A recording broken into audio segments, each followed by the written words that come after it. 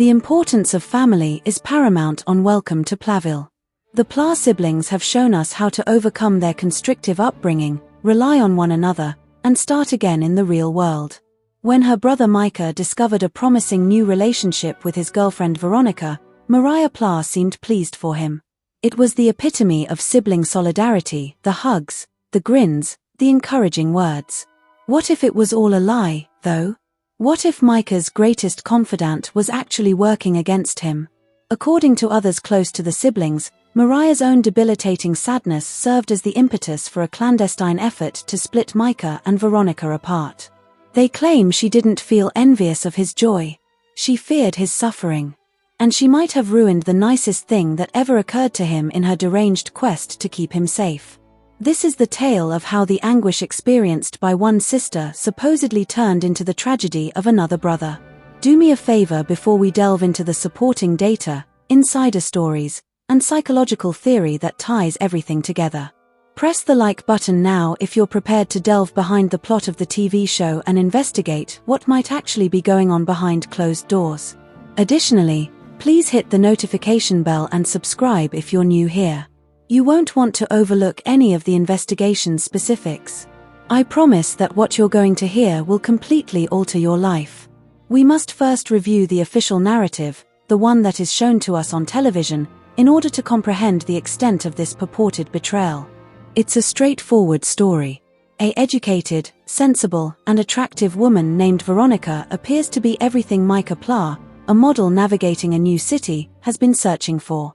There was an immediate sense of kinship between them. Micah, who had seen the frequently shallow world of Los Angeles dating, appeared to be genuinely enamored with Veronica. She wasn't a party girl or an aspiring influencer. She was authentic. They had meaningful chats. They discussed their life ambitions and family objectives. This seemed different to the audience and apparently to Micah as well. This seemed important. The introduction to the siblings was the final challenge, as it always is in the Pla family. The viewpoint of his sister Moriah, who was his closest confidant, was very significant. In a video chat where Moriah and Olivia first met Veronica, the show gave viewers a glimpse of cautious hope. Pay close attention.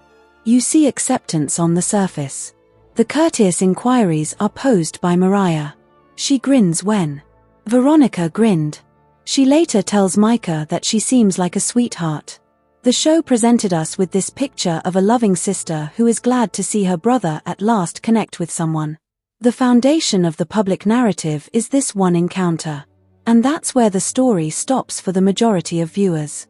Whatever transpired subsequently between Micah and Veronica was only an instance of a relationship not working out, and Moriah gave her approval. However, it appears from our analysis that this time was not approved. It was a catalyst. This apparently innocuous video chat was the catalyst that ignited Moriah's misguided protection strategy, according to a revelation from a source with connections to the PLA family circle. We must go back in time to see why. We must revisit the most difficult period in Moriah's own life.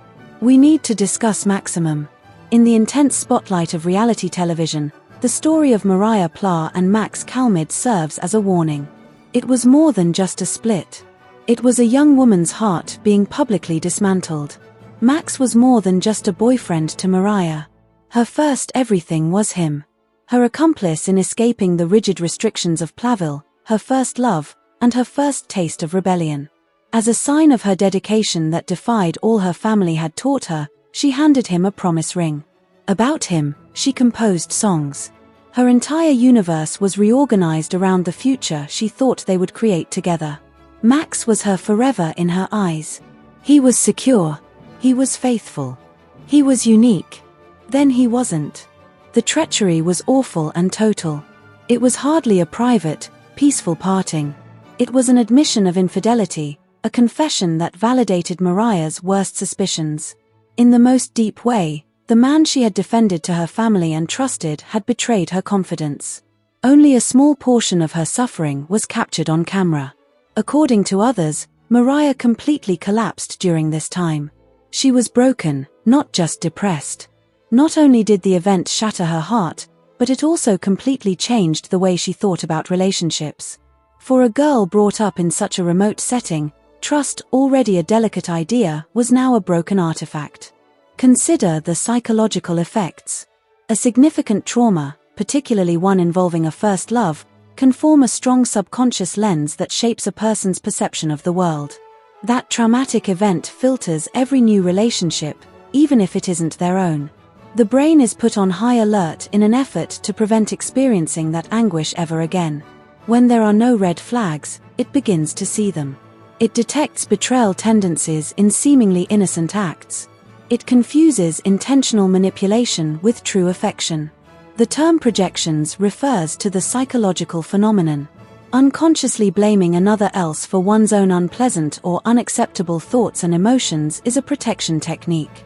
According to our theory, Moriah, who was drowning in the grief of having someone she believed to be ideal cheat on her, was now armed with a strong, risky radar for treachery. That brings us full circle to Veronica. Let's now use this new trauma lens to analyze that video call. Veronica is introduced by Micah. Moriah sees what? Does her trauma-fueled brain perceive something different, or does it see a lovely woman who brings joy to her brother?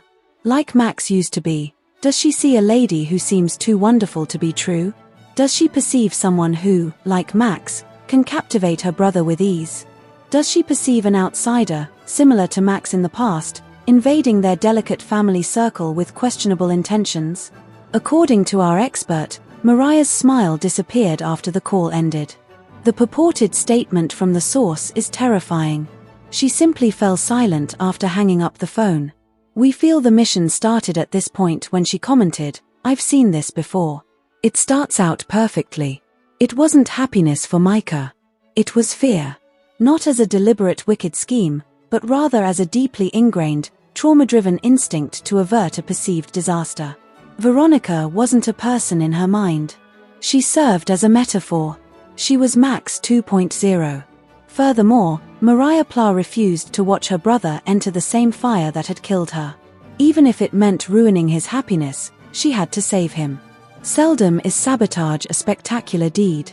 Even the strongest foundation can be overthrown by a gradual, meticulous procedure that consists of a number of little, nearly imperceptible activities. Moriah's stated tactic was a masterwork of psychological manipulation masquerading as compassion for her sister. According to our source, a friend who says they were aware of multiple phone talks between the siblings around this time, Moriah's conversations with Micah saw a noticeable change. It started with well-crafted inquiries meant to raise suspicions while appearing harmless. Moriah replied, "She seems really great, Micah. Almost perfect. You just have to be careful when someone seems too perfect. You know, nobody's flawless." Notice the structure. It starts with a compliment to lower his defenses, followed by a vague universal truth that introduces a negative concept. It's not a direct attack on Veronica. It's a general warning that Micah's brain will now subconsciously attach to Veronica. It's brilliant in its subtlety. The source alleges these calls became more frequent and the warnings more specific. When Micah would share a happy story about a date with Veronica, Moriah's response would allegedly follow the same formula. Micah said, "Yay." And then she told me all about her family, her upbringing. "It was amazing, Moriah." Moriah remarked, "Wow, that's fantastic. She's so open." Simply put, sharing so much information so quickly is overwhelming. She's telling you her tale the way she wants you to hear it. Keep in mind that you don't truly know her history. Anything can be said. Can you see what's going on? Allegedly, Moriah is stealing Veronica's best qualities, including her candor, her character flaws, and recasting them as warning signs. Veronica's openness is no longer indicative of sincerity. It might be an indication of manipulation. Her kindness is a facade, not a virtue. This is a traditional gaslighting tactic that causes someone to doubt their own judgment and reality perception. Micah and Veronica had a sincere bond. He thought she was honest and forthright. These tiny seeds of doubt would have begun to germinate over weeks as Moriah, the person he implicitly trusted, was methodically telling him, "What you're feeling isn't real. What you're seeing isn't the truth. Be suspicious." Micah would be especially susceptible to this type of influence from a loved one, as he has always been represented as having a more sensitive and trusting nature. It wouldn't seem like an attack to him. He would consider it to be his sister, who has endured a lot. Only keeping an eye on him. He would absorb her anxiety and accept it for his own instinct. According to our insider, the campaign went beyond merely casting doubt on Veronica's morality. According to reports, it went so far as to sow discord between Micah and the family. The unstated allusion to Olivia is deafening. Moriah remarked, "Does she understand our family the way we are? It's just bringing someone in is a big deal. You have to make sure they're not going to cause problems like, we've had enough drama." Moriah is supposedly using previous family disputes as a weapon here. She is crafting a story in which Veronica poses a threat not only to Micah's emotions but also to the delicate fabric of the PLA family as a whole. She is increasing the stakes, making Micah balance his commitment to his family with his own happiness. For a PLA sibling, particularly one like Micah who has attempted to mediate disputes, this is a checkmate move. One strong motivation is the dread of escalating family conflict. The foundation is laid by this initial phase of our inquiry. The official narrative, a joyful tale of sibling support, has been constructed. We have identified the motivation, which is a long-standing trauma from which Moriah has probably not fully recovered. We have also described the purported strategy, which is a gradual campaign of psychological manipulation masquerading as affection. The once clear image has been broken into 1,000 fragments. As we proceed to the second section of this study, we will look at the digital and physical evidence that points to this theory being more than conjecture. We'll listen to people on the other side of the fence and examine the mysterious hints that have been left behind. Veronica's friends watched in disbelief as a stranger full of mistrust and uncertainty took the place of the man they knew. We think the truth is about to come to light, and the facade is crumbling. Welcome back. We presented the compelling hypothesis in part 1 that Moriah Pla may have covertly ruined her brother Micah's relationship with Veronica because she was traumatized by her own connection. We went into detail about her purported motivation and potential psychological manipulation techniques. We go further now. Theory is followed by evidence. Yes, it is circumstantial. But taken as a whole, it creates a powerfully compelling and profoundly unsettling image. The battleground of human emotion is frequently fought online rather than in person in the digital age. Digital traces are left by our sentiments, thoughts, and passive-aggressive remarks. Occasionally, that footprint is removed, but not before a screenshot is taken. This leads us to the deleted comment, which we are referring to as Exhibit A. Shortly after it was posted, a fan apparently took this screenshot and sent it to a well-known Platteville discussion group. One of Micah's first pictures of him and Veronica together featured it. Micah was obviously excited about his new relationship, as seen by the post's joyous tone. Fans and friends showered the comments with congratulations and heartfelt remarks. Then there came this emoji with a single pondering face. From Moriah, his sister. This emoji could appear harmless and innocuous to an outsider. I mean, it could imply anything. Well, fascinating. I'm thinking of you. However, this one character is a smoking gun in the complex language of social media and particularly in the framework of our theory. Let's examine the thinking face emoji's semiotics. It is most frequently used to convey doubt, skepticism, or disapproval. It's a passive-aggressive way of stating, "I'm not so sure about this." It maintains plausible deniability by enabling the user to cast a shadow over something without having to express a direct critique. Moriah posted this, but why? The expected emoji would be a heart if she was genuinely thrilled for her sibling. The face is grinning. E stands for fire. Deliberate public reservation is demonstrated by the selection of the pondering face. Doubt is being performed for the world to witness. However, the absence of this piece of evidence is just as powerful as its existence. The screenshot's source asserts that the remark was removed after only 10 minutes of being active. Why remove it? Why remove it if it was an innocent comment? One of two things is implied by the deletion. Either she realized right away that it was a horrible look and regretted her public expression of disapproval, or someone, possibly Micah himself, saw it and asked her why, which made her take it off. In any case, removing it is an acknowledgement of its powerful significance. It was a digital ghost, a brief window into her own emotions before she could put the supporting sister's mask back on. The time frame of her purported campaign is exactly in line with this one emoji, which was allegedly uploaded and then swiftly removed. She would have been making those phone calls and sowing those doubtful seeds at about the same time, according to our source. Now, if only briefly, the private manipulation was seeping into the public arena. The facade had a crack in it. A brief slip-up in an otherwise well-thought-out plan. Without a mechanism to gauge their impact, Moriah's purported words in Micah's ear would only be one side of the narrative. To do that, we must examine Veronica, the purported sabotage victim. We have contacted people who are allegedly in Veronica's social circle, even though she has not spoken out publicly about the details of her split with Micah. Two different sources, who spoke on condition of anonymity, detailed a sudden and perplexing shift in Micah's conduct. When presented separately, their testimonies support one another and fit the chronology of Moriah's purported meddling exactly. Let's give Ashley a call as our first source. Veronica and Ashley have been friends for many years. She spoke glowingly about the start of her relationship with Micah. V was really thrilled, according to Ashley. Ecstatic, I mean. They clicked, and he was kind and considerate. She felt seen by him. It was like a fairy tale for the first several weeks. She was expressing to us all her belief that he might be the one. There were no warning signs. It was flawless. Once more, the word perfect. The same thing Micah was purportedly cautioned about by Moriah. Something changed, according to Ashley, approximately a month into the relationship. It was a sudden and inexplicable transformation. Ashley compared it to the flipping of a light switch. He was suddenly far away. The continuous exchange of information slowed. He appeared distracted, almost suspicious, while they were together. He began asking her questions regarding what she had already told him.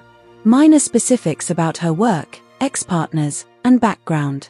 It was strange. He appeared to be cross-examining her, searching for a facade. Veronica was very perplexed.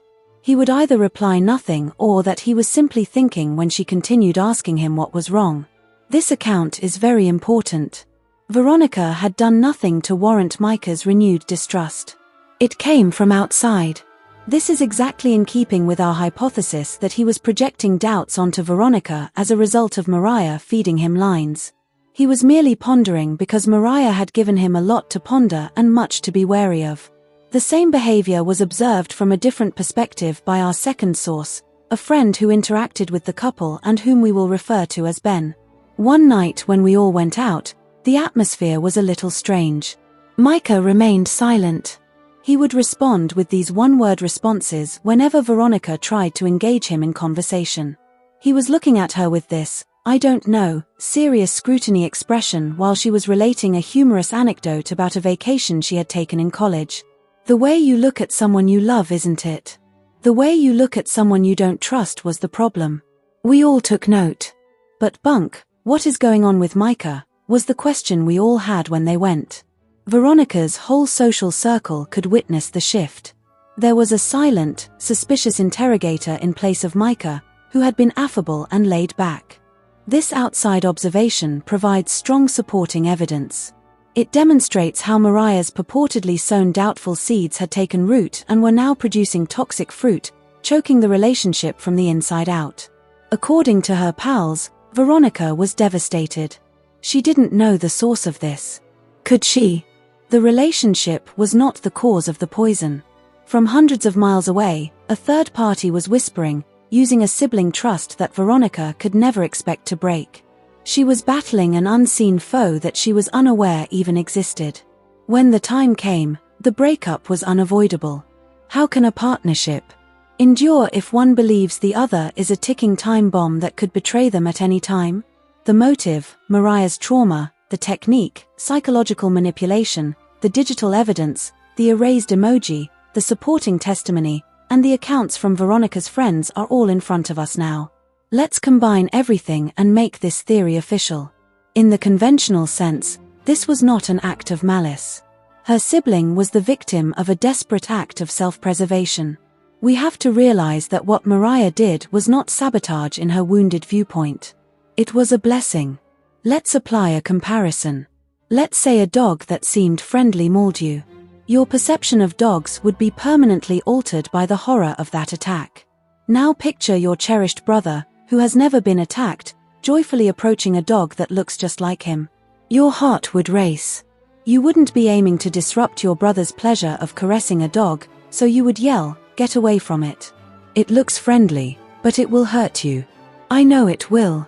You would be attempting to save him the agonizing suffering you went through. His current world is the result of your prior pain. We think this is what occurred here. The dog with the amiable appearance was Veronica. The trauma victim Moriah only saw the possibility of another vicious assault. Her behavior can be explained as a classic example of trauma-informed cognitive distortion, as defined by psychologists. Let's examine the main distortions that are involved. Oversimplification. Moriah transforms one bad experience, Max's betrayal of her, into a never-ending cycle of failure. She applies her particular experience as a general rule, reasoning that a man who seemed perfect betrayed me. Therefore, any person who seems perfect will betray my brother. Mind reading. Without any concrete proof, she believes she is aware of Veronica's motivations. She is not passing judgment on Veronica because of what she did. Based on what she believes is going on in Veronica's mind and what transpired with Max, she is evaluating her. She catastrophizes because she thinks she can see the betrayal that Micah cannot. She believes that the only potential consequence for her is the worst possible situation. The options for Micah and Veronica's relationship are limited. They might be content. They might have a friendly breakup. Exisawa. Its only goal is the same as hers, a cataclysmic collision of treachery and heartbreak.